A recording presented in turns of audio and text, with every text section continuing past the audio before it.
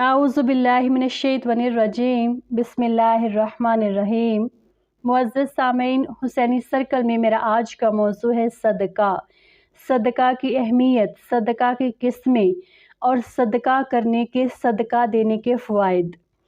अगर आप इस मुख्तसर से वीडियो को आखिर तक देखें तो ये यकीनन आपकी ज़िंदगी, आपकी सोच को बदलने के लिए आपकी माविन व मददगार होगी।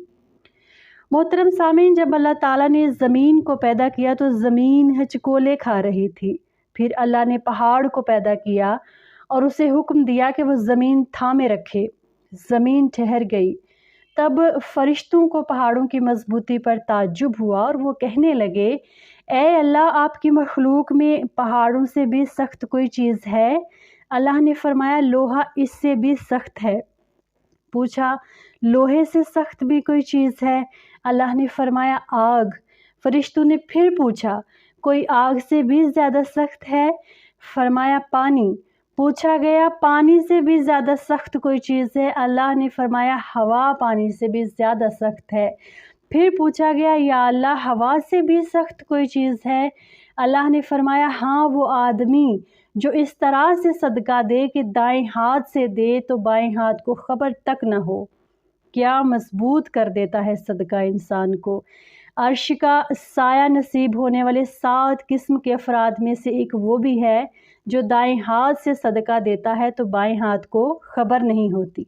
ये फजीलत है सदका की, ये फ़ायदा है सदका देने का, सदका करने का। सदका के फ़ायदे की अगर बात करें तो जब इंसान अपने हाथ से सदका निकालता है तो सदका उस वक्त 5 जुमले कहता है। पहला, मैं हकीर था, तूने मुझे अजीम बना लिया। दूसरा, मैं फ़ानी माल था, तूने मुझे बका दे दी। तीसरा, मैं तेरा दुश्मन था, अब तूने मुझे अपना दोस्त बना लिया। माल इंसान का दुश्मन होता है ना। चौथा, पहले मैं तेरे हाथ में था, अब मैं खुदा के हाथ में हूँ। और पांचवा, आज से पहले तू मेरी हिफाजत करता था लेकिन आज के बाद मैं तेरी हिफाजत करूँगा। और मोहतरम सामीन, हर अच्छी बात दूसरे तक पहुँचाना भी सदका है। हमारे प्यारे नबी रसूल अल्लाह सल्लल्लाहु अलैहि वसल्लम का फरमान है, बेशक किसी का सदका उसकी कब्र से गर्मी को दूर कर देता है और क़यामत के दिन मोमिन अपने सदके के साए में होगा। फिर फरमाया, जिसने पाक कमाई से एक खजूर के बराबर सदका किया तो अल्लाह उसको दाएं हाथ में ले लेता है और अल्लाह सिर्फ़ पाक कमाई को कबूल करता है। फिर उस खैरात करने वाले के लिए उस सदक़े को पालता रहता है जैसे तुम में से कोई अपने बछड़े को पालता है, यहाँ तक कि वो खैरात पहाड़ के बराबर हो जाती है। सुबहान अल्लाह, वो खुदा की ज़ात किस कदर मेहरबान है कि इंसान की ज़र्रा बराबर नेकी को वो अल्लाह रब्बुल इज़्ज़त पहाड़ के बराबर कर देता है। बिलाशुबा तमाम तारीफ़ों का मालिक वही अल्लाह है।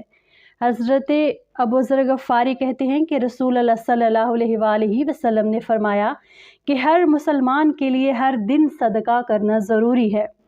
तो लोगों ने कहा कि ए अल्लाह के रसूल, हमारे पास इतना माल कहाँ कि हम हर रोज़ सदका करें? तो आपने फरमाया कि सदका करने और सवाब हासिल करने के बहुत से ज़रा हैं, बहुत से तरीक़े हैं, सिर्फ़ माल खर्च करना ही सदका नहीं है। फरमाया, सुबहान अल्लाह, अल्हम्दुलिल्लाह, अल्लाहु अकबर और ला इलाहा इल्लल्लाह पढ़ना भी सदका है। दूसरों को नेकी की तलकीन करना, गुनाहों से रोकना, रास्तों से कांटे वगैरह हटाना, किसी बहरे आदमी को ज़ोर से बोलकर अपनी बात सुनाना, किसी अंधे आदमी की रहनुमाई, ये सब भी सवाब के काम हैं। ये सब काम भी सदका करने जैसी अहमियत के हामिल हैं। किसी आदमी को उसके मकसद के सिलसिला में रहनुमाई करना और मुसीबत ज़दा फरियादी की मदद के लिए दौड़ना भी सदका है। नीज़ किसी कमज़ोर के बोझ को जो उससे ना उठता हो उसे अपने हाथ या सर पे उठा लेना भी सदका कहलाता है। फरमाया, ये सब वो काम हैं जो माली सदका के बराबर सवाब देते हैं। सामीन, आप जानते हैं कि मैयत सदका को तरजीह क्यों देती है? अगर वो दुनिया में वापस लौटा दी जाए तो मैयत सदका को तरजीह देती है। जैसा कि कुरान करीम ने फरमाया, सूरह अल मुनाफिकून में है, ए रब, अगर मुझे थोड़ी देर के लिए वापस लौटा दे तो मैं सदका करूँगी और नेकों में शामिल हो जाऊँगी। یہ نہیں کہا کہ عمرہ کروں گی، نماز پڑھوں گی، روزہ رکھوں گی۔ میت کیا کہتی ہے؟ صدقہ کروں گی۔ علماء نے اس بات کی وضاحت اس طرح سے کی ہے، علماء نے کہا کہ میت صدقہ کی تمنا اس لیے کرے گی کیونکہ مرنے کے بعد اس کا عظیم ثواب، کس کا؟ صدقہ کرنے کا، وہ اپنی آنکھوں سے دیکھے گی۔ اس لیے صدقہ کثرت سے کیا کرو، بے شک مومن قیامت کے دن اپنے صدقہ کے سائے میں ہوگا۔